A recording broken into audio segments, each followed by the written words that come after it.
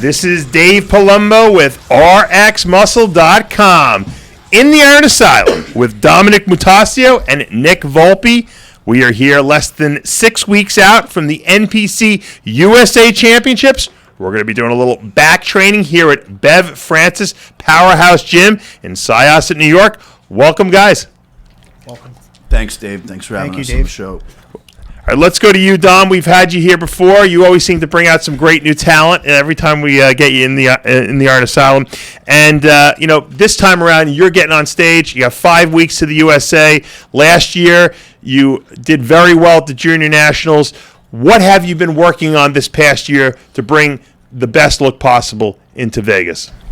Well, this year, I've been concentrating on trying to come in, not only with, the same or better conditioning that I had last year, but I want to come in more of top of the class. I mean, last year I only weighed in at 171.9, so I still have that 4 to 5 pound gap that I need to make up, which this off season, this was actually like the first time that I set aside an actual 12 weeks and had an actual off season and trained with Jerry Scalisi to bring up my lower lats and my back, add some more thickness on my hamstrings and on my outer sweeps of my quads. And, I broke my ass over those 12 weeks and, feel like that I put on the necessary muscle that I need to.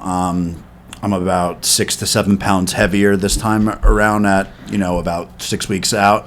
So I feel like I made those adjustments, and I'll come in top of the class and just as conditioned or even better this time around.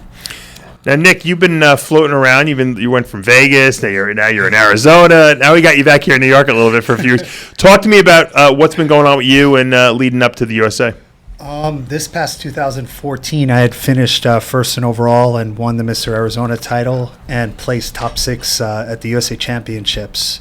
I think my posing was just a little bit off because they had put me in dead center battling for third, and they had 2 rounds of quarter turns and mandatories, and they threw me in 6. So that always hurts when you when you fall out of the top 5. Believe me, it's happened to me before. But sometimes it makes you come back even better. What did you work on over this past year? I believe you and Chris Aceto had me in 4th or 5th. Yeah, I think we did too.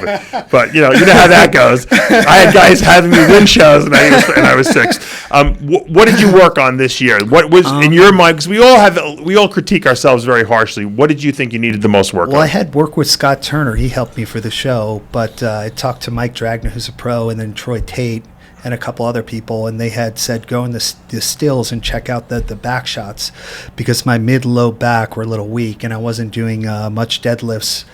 I don't do any deadlifts on the floor, but I've been doing a lot of partial deadlifts and really squeezing and contracting the muscle now.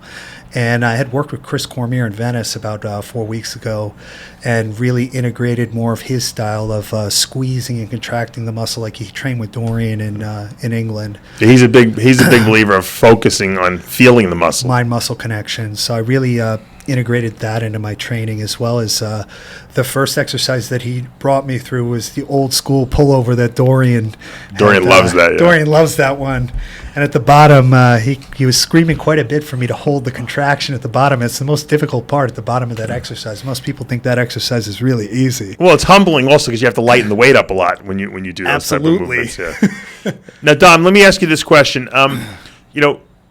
Moving up from a junior national show to a pro qualifier obviously is a big step. The competition gets a lot better because now you have guys going for a pro card. Obviously, the USA gives out a pro card to the middleweight class winner.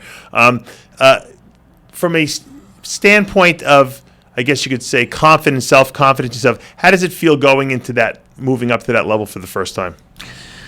I mean, I'm not trying to really look at it like that. I'm looking at it more like it's against myself. So as long as this time, if I come in, better and I improved my back and on my legs than the last time, I'm just going to worry about the variables I can control. And like I said, I do believe if I come in, 15% better than I did at the juniors, that, it'll be a pretty difficult package to beat. Now, today, a lot of bodybuilders out there are not hardcore trainers anymore. They don't study the sport of training, kind of like, the way you two do. Because I know, Dom, you train real hard. I know you like to go out to Jerry, who's old school at Deer Park Gold Gym, and really, blast the shit out of yourself. I know, Nick, you've been training with various people around the country, trying to perfect your hone your skills. Do you think that's lacking in this day and age with the way bodybuilders just seem to like to use machines, and they're almost more concerned about taking selfies of themselves in the gym rather than training? Yeah, I mean, absolutely. I mean, I use a combination of different training methods. Some of the old school, but also stuff based off of science. I mean, I get a lot of blood work done. Keep a close eye on all my IgE panels, my CK levels, estrogen, cortisol, prolactin, and those are all great though. But when it comes down to when you go to the gym, you bust your ass. Yeah, yes. 110%. When I leave, I'm not satisfied if I know that I could have did another 2 reps on that set. If I'm going to do this show, I'm going to do it and know that I did everything in my power to be my best. Nick, when you go out to Venice Golds and you see some of these guys, I'm not going to mention who they train with, but we know who they are, and you see them doing these angular movements, and they're really not lifting too heavy. I mean, I know Cormier cringes when he hears that. What do you think about that? I mean, do you feel like, oh my God, I can't believe what the sport has come down to? I just think even what Kevin Levrone said a while back about the Arnold, like guys really aren't bringing conditioning today. They don't want to suffer, so they revert back to the old school, to the new equipment, rather than going old school and using barbell. I mean, I use a Smith machine from time to time, but I really believe that barbell training, because you're balancing out the weight and everything, and you're really trying free weights. You bring up areas that we're lacking on certain sides, especially dumbbells. I really believe in dumbbells as well. Yeah, well, I remember the first time I tried to do a bench press. Other than I had been working on one of the universal machines back in the day. And the first time I got under a barbell, I couldn't balance the bar, and it's because there were muscles that were being utilized that people don't realize. I mean, when you free weight barbell press, it's way better than hammer strength barbell pressing from a developmental standpoint. But then again, there's also a place for machines, and sometimes I think guys are too busy talking on the phone when they're using the machine when they are actually working to squeeze the muscle as like a Chris Cormier would make you do, and really just, feel the muscle. I always, I eliminated a lot of exercises from my routines when I was coming up because I didn't feel the movements, and I incorporated more of the movements that I did feel, a lot of unilateral. I was a big unilateral guy toward the end of my career because I just felt that it gave me better balance to my physique. But I don't know, it seems like guys are not students of training anymore. Right. Well, I think it's too different strokes for different folks. What necessarily works for one person might not necessarily work for the other person. It's not that exercise is bad. It's that you want to make sure that they're getting the proper muscle contractions in each set, and that's going to be changed accordingly to the person. Nick, talk to me a little bit about what kind of a diet you're following leading up to the USA. I'm doing about three days of 0 or 50 carbs, depending on how my body looks, and I'll increase the good fats. I've also integrated macadamia nut oil from time to time. I'm a big believer. MCT oils as well. So you're a low carb guy. I really believe that you're going to get that conditioning from lowering your carbs. You really need to lower your carbs. You don't have to talk to me about that. That's I know you're a big believer with that. How low do you? I mean, how low do you have to go, and for how many days? I mean, toward the end of the diet, do you tend to go all low carb pretty much? Do you do cheat meals? Depending on how my body looks. Actually, the other day I just posted.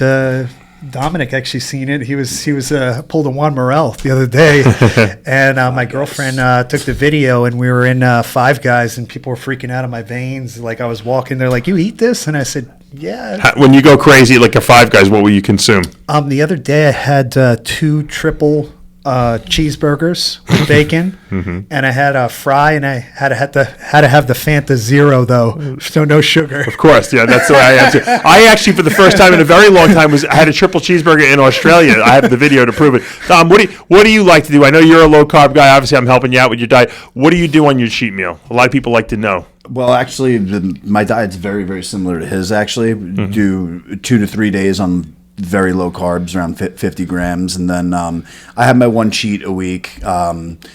I probably consumed about 600 grams of carbs in 2 hours, my last one. But what I do is I try not to go super crazy like on fats or burgers. I have more of just a ton of carbs, protein pancakes, bagels, waffles, cereal.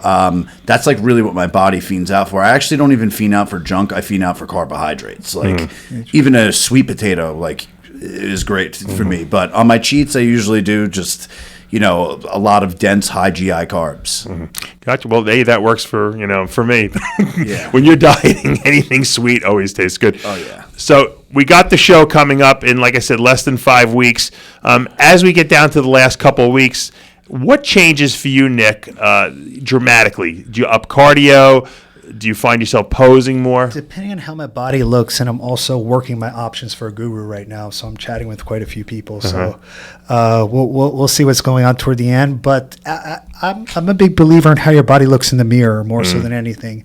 I do check the scale periodically because sometimes I'll lose 8 to 10 pounds in one night. I'm more of an ecto-meso body type, more ecto, so I lose a lot of size. You got to be careful with that. So I'm about 205 and cutoff's 198, so I've got to keep eating high caloric intake and really get my calories in. Gotcha. So.